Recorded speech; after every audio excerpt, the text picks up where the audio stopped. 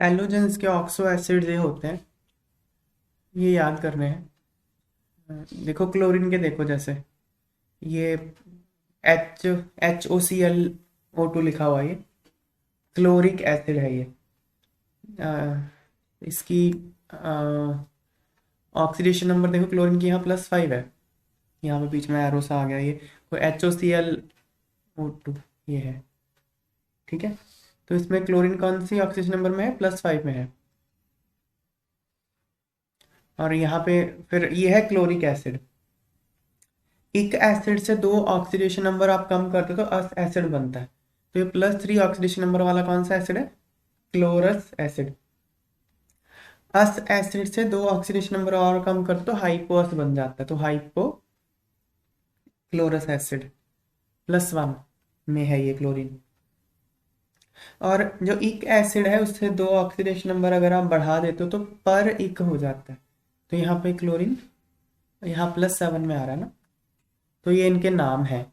तो अब याद क्या रखना है आपको? एक तो ये 4 क्लोरीन के हो गए, फिर आयोडीन और ब्रोमीन के +3 ऑक्सीडेशन स्टेट वाले एग्जिस्ट नहीं करते, बाकी करते हैं +1 +5 और +7 वाला। फ्लोरीन का सिर्फ एक ही एग्जिस्ट करता है, हैलिक एसिड, ये HOF, और कोई एग्जिस्ट नहीं करेगा। हाइपोफ्लोरस एसिड एग्जिस्ट करते हैं, याद रखना।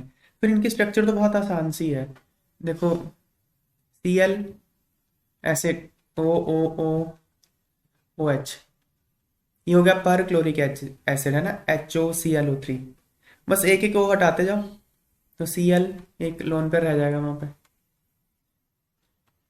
ये क्या हो गया? HOClO2 क्लोरिक एसिड हो गया।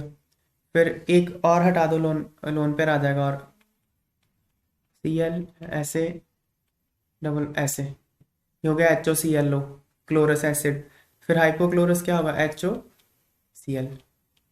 बस हो गया, ये इनकी स्ट्रक्चर है, इतनी सी बात है। तो देखते हैं क्वेश्चन।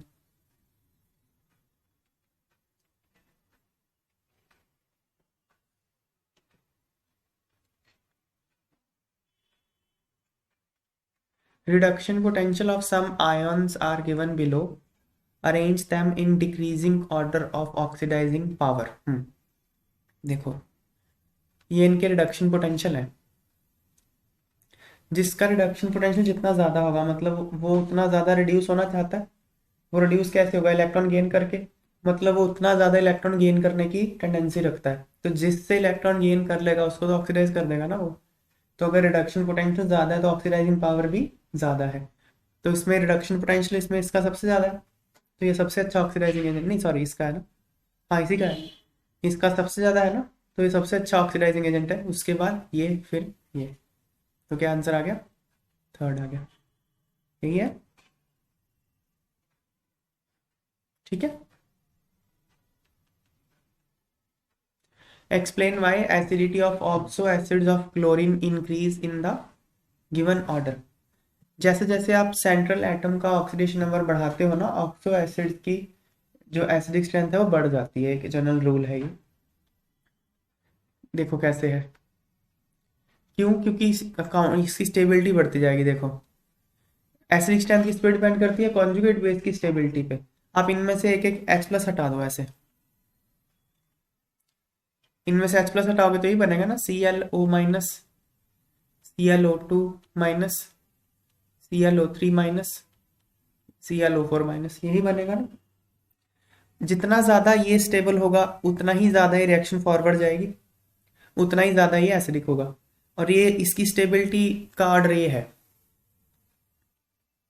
ये स्टेबिलिटी का ऑर्डर क्यों? क्योंकि ये रेजोनेंस करते हैं सारे। देखो यहाँ तो कोई नो रेजोनेंस, यहाँ तो कोई रेजोनेंस नहीं होती, यहाँ पे तो कुछ नहीं है। इसकी 2 रेजोनेटिंग स्ट्रक्चर है ClO2- की, देखो